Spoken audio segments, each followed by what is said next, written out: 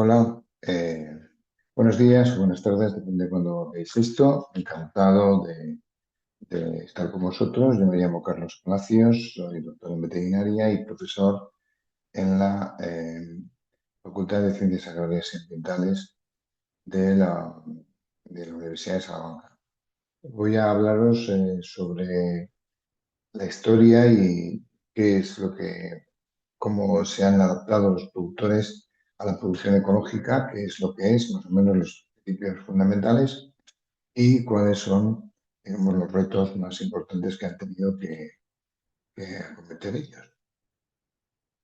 Bien, pues en principio em, la definición de la producción orgánica o ecológica de la FAO es una agricultura eh, que utiliza las mejores prácticas para garantizar la sostenibilidad medioambiental de forma muy general. Mantiene la fertilidad de los suelos y los ecosistemas y preserva la salud de las personas. Se basa en procesos ecológicos mejorados y adaptados a las condiciones locales, así como la biodiversidad natural, en lugar de utilizar insumos sintéticos y materiales modificados genéticamente. Por lo tanto, es importante que se anime a los agricultores a pasar a este tipo de certificación. Eh, esta producción tiene un potencial de contribuir no solo a la seguridad alimentaria, ya que los alimentos son más seguros, tienen menos productos incómodos, al aumento de ingresos y generación de empleo en la población. Con lo cual, esta definición, que también se une a la definición propia de la producción orgánica, que se basa en producción de alimentos, tiene como características una gestión agrícola, la producción de alimentos, pero con prácticas medioambientales aceptables, aumentando y preservando la biodiversidad, utilización de recursos naturales con un nivel alto, máximo de certificado de bienestar animal. Y todo esto, digamos, se reúne en un bien social, ya que protege el medio ambiente, protege el bienestar animal,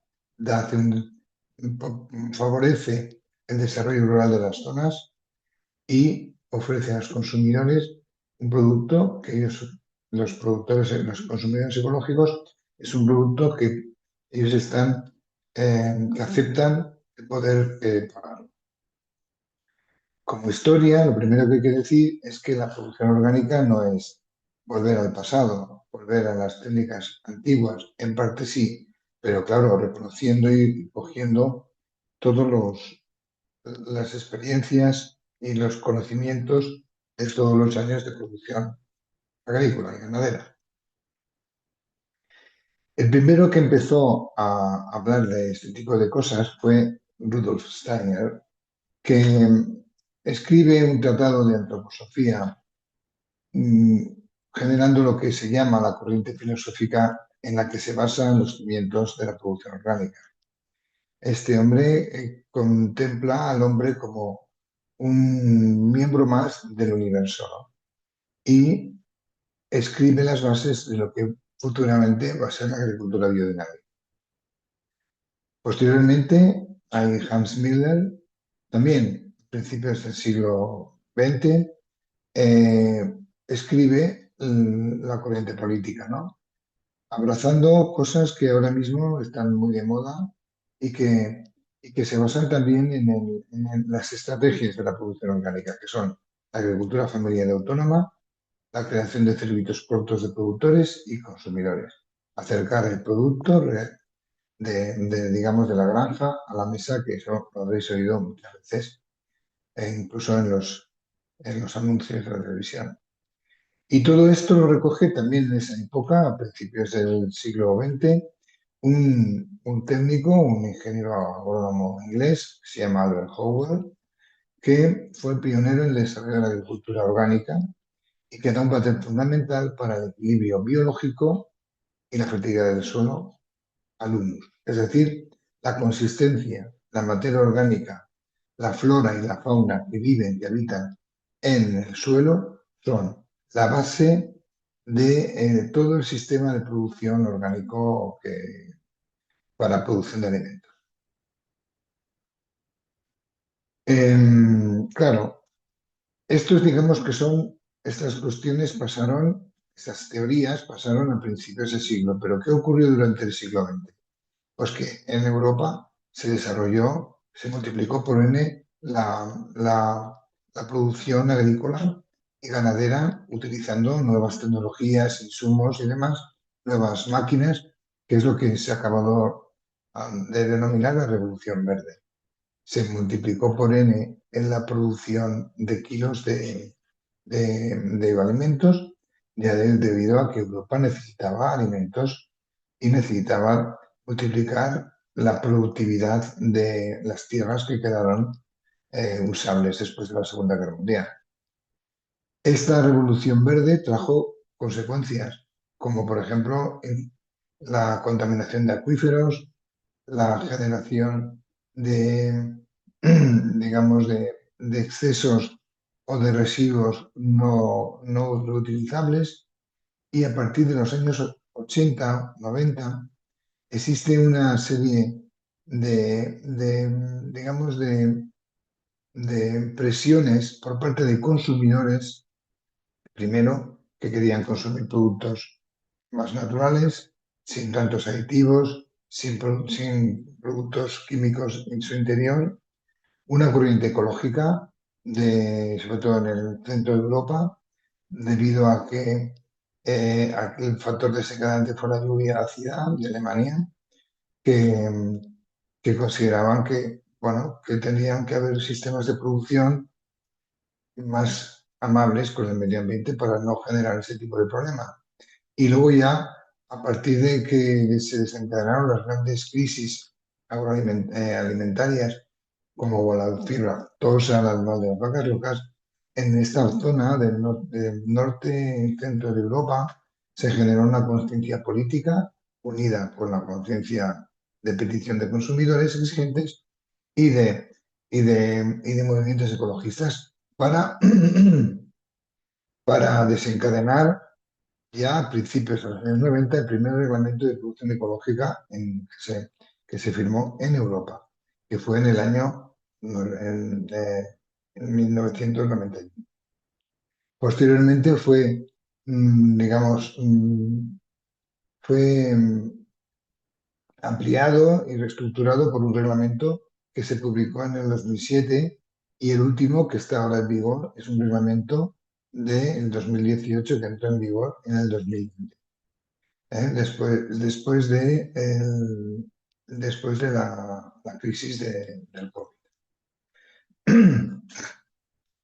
Visto esto, esta situación general, digamos, eh, podemos empezar a pensar cuál ha sido cuál es la situación mundial de la producción orgánica en grandes cifras, ¿no? Aquí tenemos un reporte que se hace todos los años, que luego os diré, veréis cuál es el enlace para poderlo descargar si estáis, el que esté interesado en ello, para conocer, por ejemplo, que en el año 23, que es el último reporte que se ha publicado, en el mundo había 89 millones de hectáreas certificadas en producción ecológica, donde más de la mitad están en Oceanía, y en Europa hay unas 20 millones de hectáreas. En Latinoamérica hay unas 10 millones. Digamos que son los tres, y luego está Asia también, con una cantidad importante. Los 10 países donde más número de hectáreas están certificados a fecha de hoy, como veis ahí, son Australia, la India, Australia con 50 millones de hectáreas, la India, Argentina, Uruguay con 3,6 millones y China con 3,4. Hay 22 países que ya tienen más del 10% de su superficie agraria total está destinada a la producción orgánica, que la media mundial es un 2,1, que por cierto es el porcentaje que tiene Chile en este momento de producción orgánica, ¿no? Los países que más por superficie porcentualmente tienen es Liechtenstein, que tiene un 40% de su población, Austria, Uruguay, que tiene el 25%, Estonia y Santo Tomé y Príncipe. Es importante reseñar la situación de Uruguay, ¿no? Que está abrazando este sistema como lo que yo he visto siempre, que es una buena oportunidad para los pequeños productores, ¿no? El desarrollo de las hectáreas certificadas en el último año, entre 2022 al 2023, ha crecido en un 2,6%. Veis en la gráfica como el crecimiento prácticamente es un crecimiento exponencial en número de hectáreas. Con respecto al tema de los productores, de los campesinos y de los involucrados dentro de este sistema, diremos que en el mundo hay 4,3 millones de productores, donde dos, o sea, la mitad de ellos están en la India, en Uganda hay 0,4 millones, Etiopía, Congo y Perú. Esto es un tema muy interesante de reseñar porque ¿por qué una producción de alimentos más cara, más respetuosa, más que tiene unas características difíciles de encarar? ¿Por qué la mayor cantidad de productores está en los países que tienen menor desarrollo? Pues la razón es muy simple, porque la mayoría de los productos que comercializan esos países son productos, digamos, salvajes. Son el té, son el café, son cultivos que están en la naturaleza y que tienen es muy fácil el certificarlos al ecológico, ¿no? Y luego la otra parte es que estos campesinos están unidos para la comercialización en otros países de sus productos certificados. Eh, Luego, el porcentaje como veis, la mayor cantidad de productores está en Asia, como hemos dicho, en la India, ¿no? Y sin embargo, desde el 22 al 23 ha habido una bajada de un 4% en el número de productores mundiales. Bien, este, con respecto al mercado, vemos que hay más, que se están comercializando productos en todo el mundo con un valor de más de 136.000 millones de euros, donde el país más consumidor es Estados Unidos, que consume 59.000 millones de euros, seguido de Europa con 46.000, y luego bueno, por regiones, pues tenemos que Norteamérica y Europa pues son las más, ¿no? Con respecto al valor, los países, como hemos dicho, en Norteamérica son de 66.000 millones, 63.000 millones de euros los que consumen, los que se gastan, ¿no?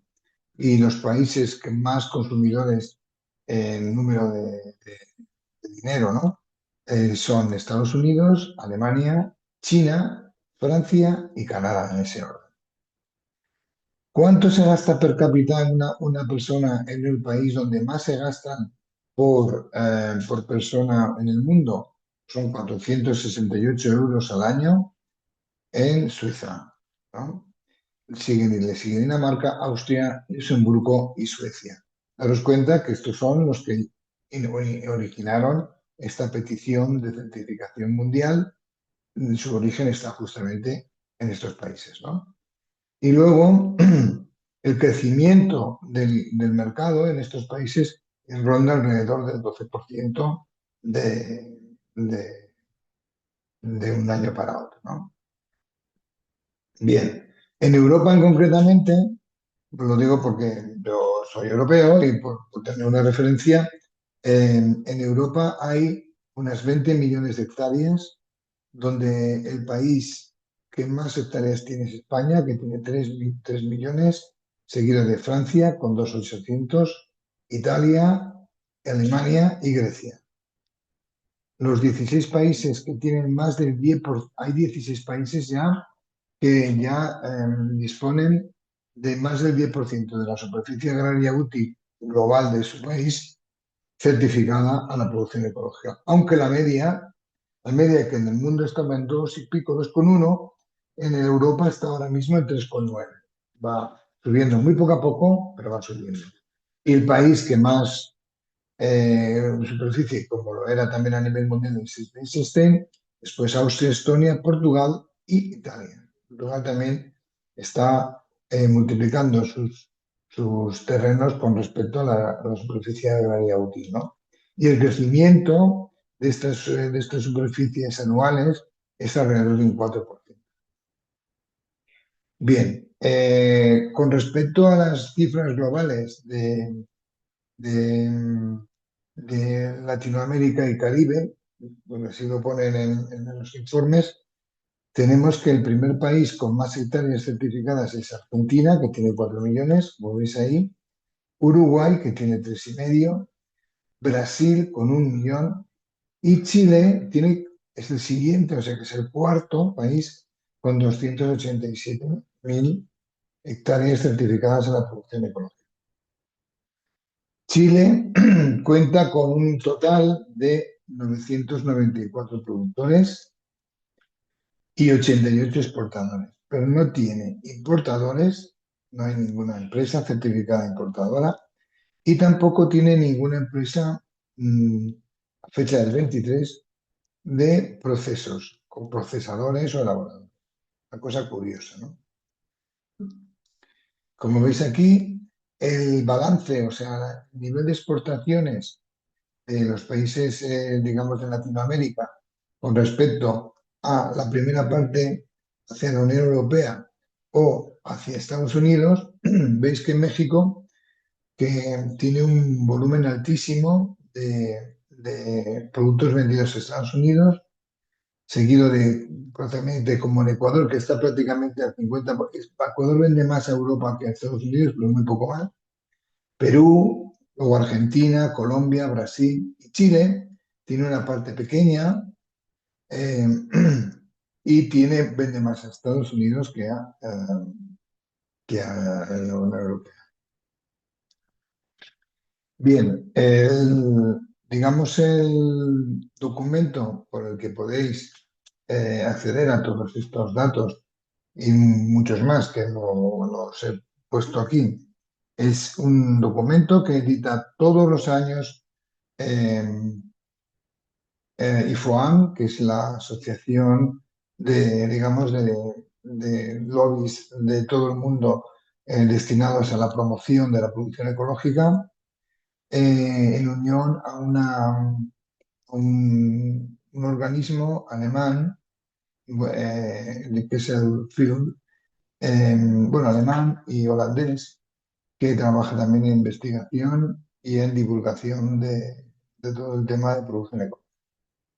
Aquí la edición del 2025 es la 26ª, llevan 26 años publicándolo, y aquí veis pues todo en estos enlaces que tenéis aquí, podéis encontrar cómo descargarlo o cómo verlo, ¿no? Si lo queréis ver de- desde internet.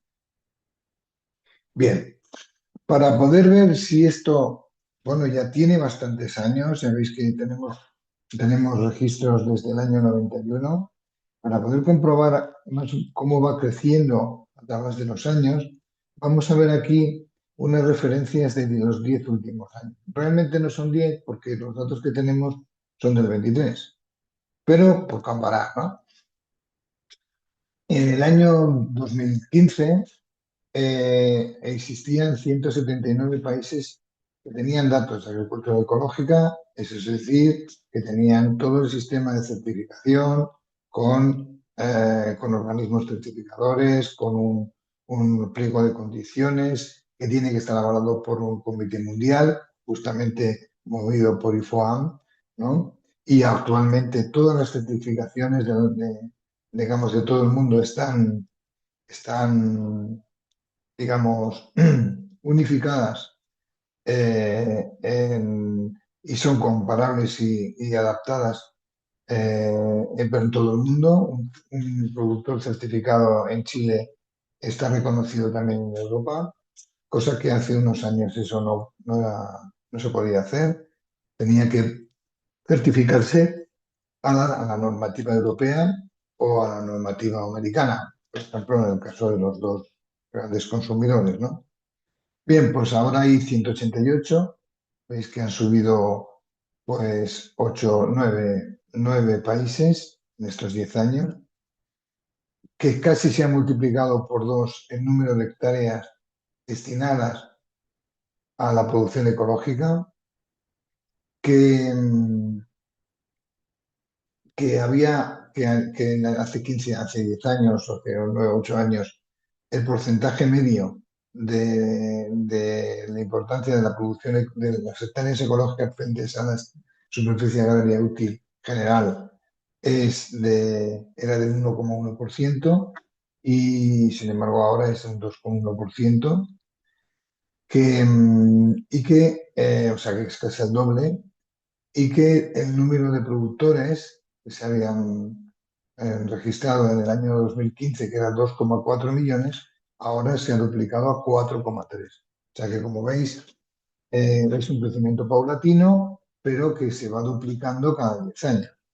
Esto pues, es una señal de que eh, no es solo una idea, sino que es un sistema ya maduro, con mucha gente, con mucho dinero en el medio y que es muy interesante si hay lugar en avanzarlo y empezar a trabajar con él, ¿no? Ahora os voy a decir una serie de, nada, 4 datos simplemente para que veáis cómo está la situación en España. Eh, Como veis aquí, ah, esta es la evolución de del número de productores que se han estado autorizados en España desde el año 91 hasta el año 2023, que en este momento hay 63.000 productores registrados en todas las certificaciones que se están preparadas en un reglamento de la producción ecológica de Europa. En España, veis cómo la tendencia no es exponencial, pero es una tendencia alcista que se sigue manteniendo con los años, año tras año.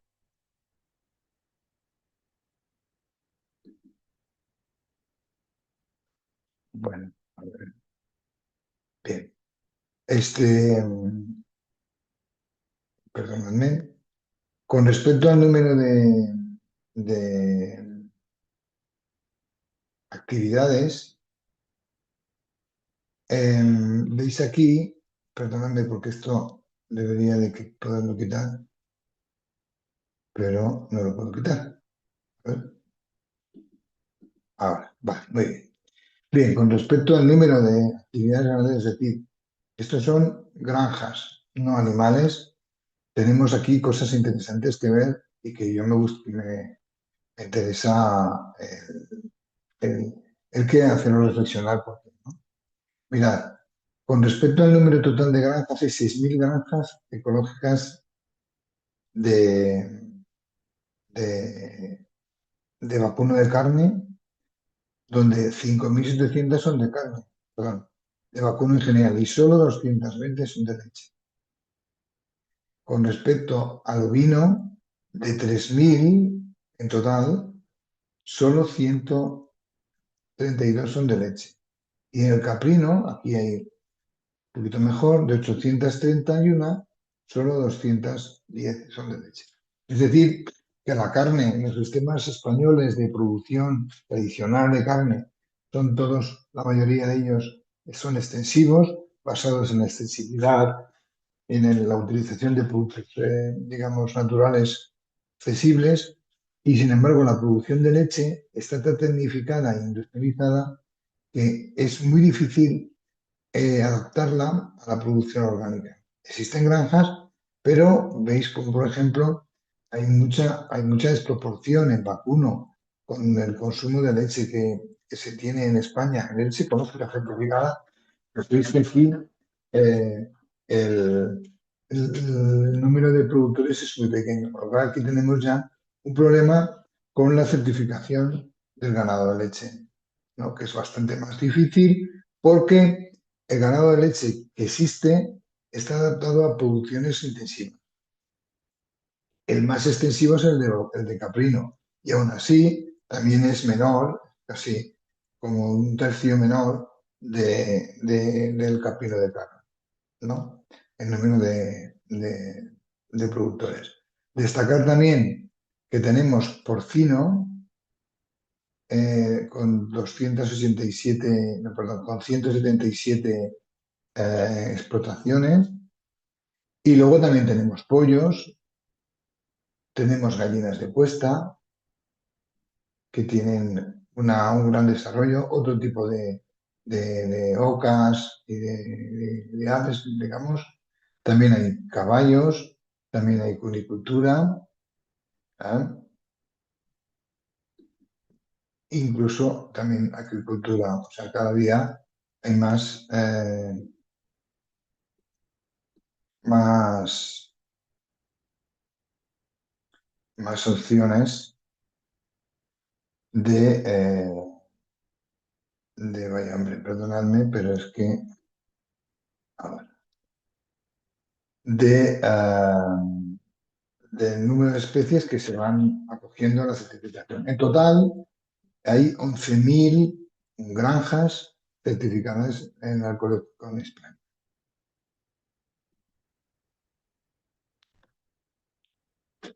A ver,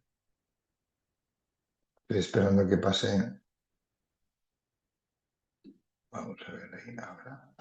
Bueno, aquí veis dos gráficos donde en el primero, este de aquí, veis en qué comunidad autónoma es donde más actividades ganaderas o ganaderos hay en España, que el 56% es en Andalucía, seguida de Galicia y Cataluña. Cataluña y Galicia. Nosotros aquí en Castilla y León, pues es una cantidad del 2,52% del número de productores, o sea que todavía queda muchísimo que recorrer en esta zona. Y con respecto al número de actividades de sistema por especies, daros cuenta que el 53%, un poquito más de la mitad, son de actividades de vacas, de bóvidos. Seguidas del ovino, el 27%, y luego del caprino, es decir, los rumiantes que tienen una relación directa y concreta al medio natural. El porcino tiene una importancia muy pequeña, se está adaptando, yo creo que esto aumentará, tiene un 1,53%, porque hay mucho consumo, también se pide productos de cerdo certificados, las aves de corral también, y aquí solamente corresponden al 3,44%, es la cuarta especie más importante, pero bueno, es muy pequeño. Y luego conicultura hay apicultura, son ya, y otras ganaderías, pues son ya residuos. Bien, aquí lo vamos a ver, vamos a ver la diferencia o el contraste entre las producciones en función de especies desde el 23 al 15 y del año anterior, ¿no? Cómo ha evolucionado. Y vemos la cantidad de granjas el porcentaje de un año y la evolución en 10 años. Por ejemplo, ¿dónde ha habido más evolución? Pues mirad, en el año 15 había 79 ganaderías de vacuno de leche en España frente a las 220 que hay ahora. O sea que yo creo que este, este aumento, esta situación, perdón, es importante reseñarla porque ha habido un cambio, posiblemente no son nuevas ganaderías, aunque se han perdido 17 ganaderías, en el último año, pero este cambio en el 79, en estos 10 años, o prácticamente 10 años, es que, bueno, pues se plantean ya ganaderías de nuevo que pueden utilizar recursos naturales y que pueden certificarse.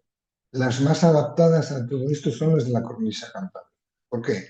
Pues porque tienen pastos constantes durante todo el año, pueden disponer de esos pastos para alimentar en gran medida a, a las vacas y reducir el consumo de piensos. Y luego, además, estas granjas de la cornisa cantábrica suelen transformar sus productos en quesos, en yogures, ¿no?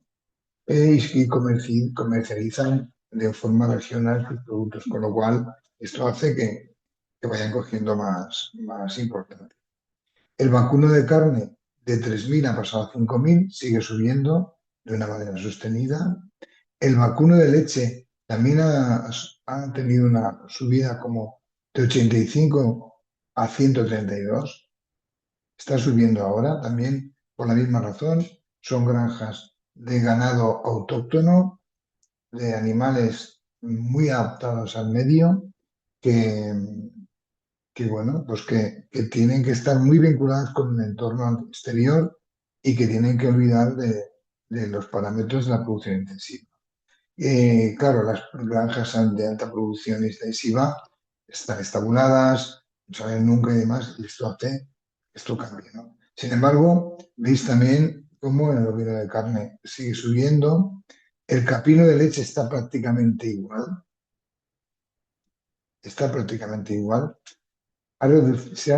Ha disminuido un poco en los últimos años, está como estancado.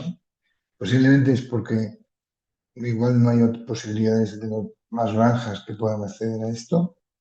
Sin embargo, el caprino de carne ha subido, el porcino ha subido también en los últimos años, aunque han bajado 4 ganaderías en un año. La agricultura de carne, fundamentalmente pollos de engorde, de crecimiento lento, ha subido 30 granjas en estos 10 años.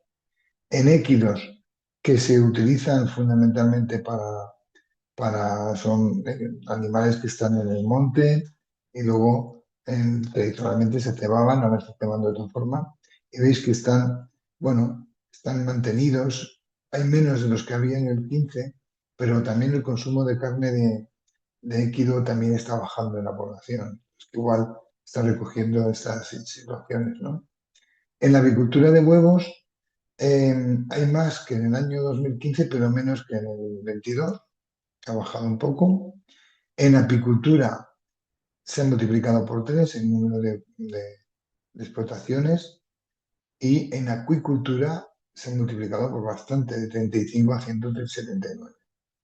Como veis aquí, se ve que hay una evolución constante que va cambiando pues con los años que son sequías, con los años que tienen buenos precios o malos precios, eso hace cambiar también y variar. Sin embargo, la tendencia en los 10 años, como veis, es una tendencia alcista, que es algo que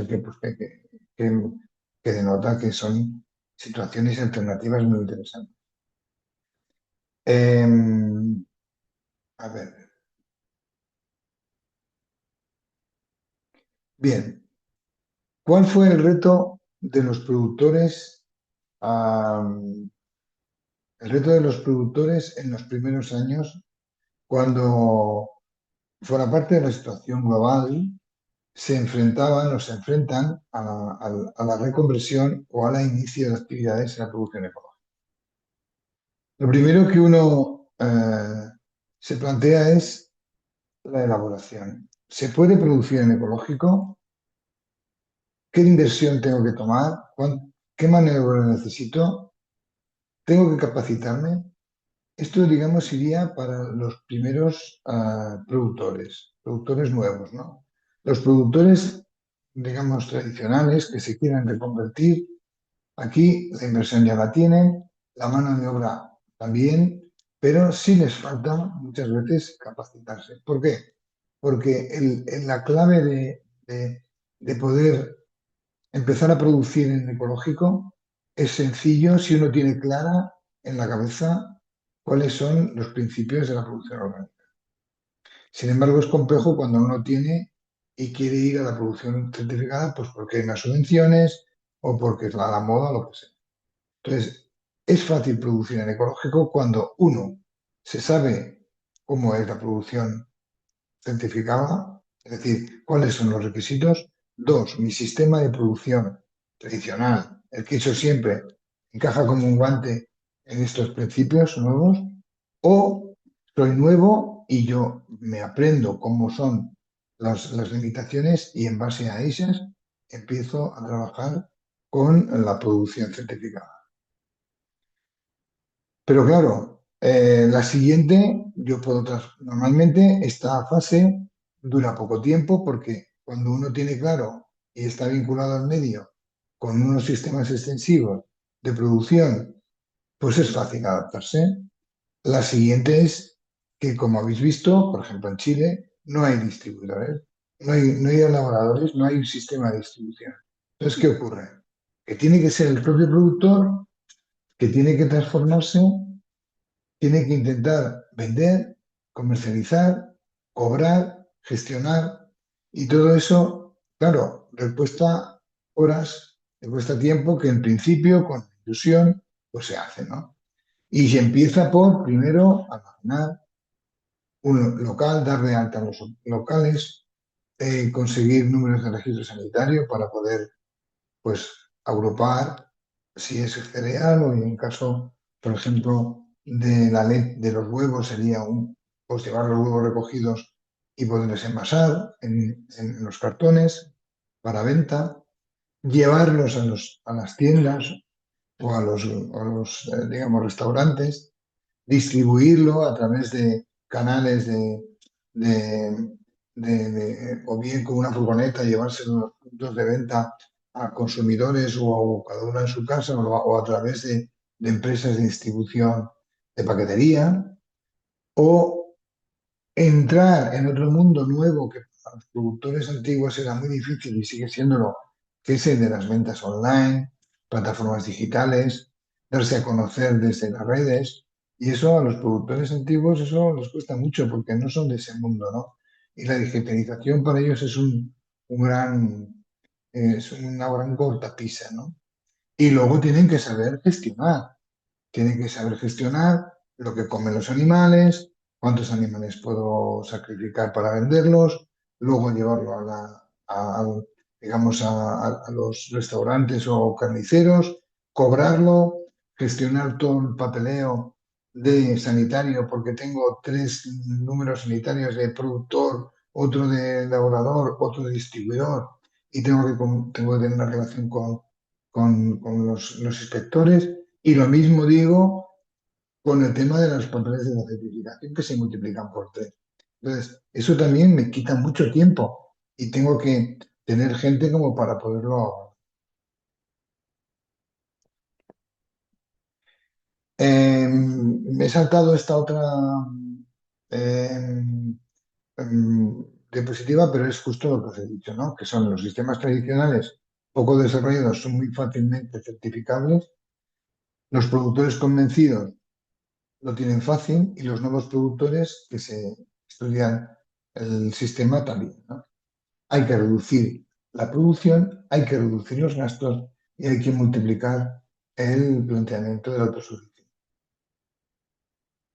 ¿Y qué pasa actualmente? Aquí ahora, por ejemplo, en España, pues que existe otro problema que no tiene nada que ver con la producción ni con la comercialización, pero que sí que tiene que ver con la vida del productor, que es conciliar la vida profesional con la vida personal, familiar. Y normalmente están todas mezcladas, incorporadas unas en otras, ¿no? Y eso, claro, eso es muy difícil de gestionar, ¿no? Pasan los años, nos vamos haciendo mayores y esos años hacen que te vayas cansando, que tengas menos fuerza, menos ilusión y aunque vendas bien, comercialices bien, produzcas bien, eso ya no es un problema. Ahora el problema es mantener todo ese nivel de trabajo ¿no? De todas esas funciones que tiene que hacer el propio productor y claro, es muy complejo el mantenerlo durante mucho tiempo. Con lo cual, hace falta un reemplazo generacional. Las granjas que tienen son una familia donde empezó el padre y sus hijos distribuidos en las diferentes tareas, participan en todo el proceso, esas tienen aseguradas la sostenibilidad. Porque son gente nueva que inicia también con ilusión y que recogen el testigo de su padre. Los que no lo tienen, pues están abogados a, a jubilarse y abandonar la producción, ¿no? Existen otras alternativas como plataformas comunes, es decir, agruparse para vender, agruparse para comercializar o para distribuir o para comprar insumos, o sea, los, los materiales que se necesiten, ¿no? Ya sea en forma de cooperativas, ya sea con contratos con servicios de empresas colaboradoras, que cada vez hay más, que te dan una parte, que te ofrecen, yo te puedo comercializar, a ti los huevos, a ti la carne, ¿no? Pero hacemos solamente eso, ¿no? Y eso son nuevas oportunidades de negocio para técnicos y gente joven que propongan a los productores este tipo de engranaje, digamos, para solucionar el problema de la conciliación, ¿no?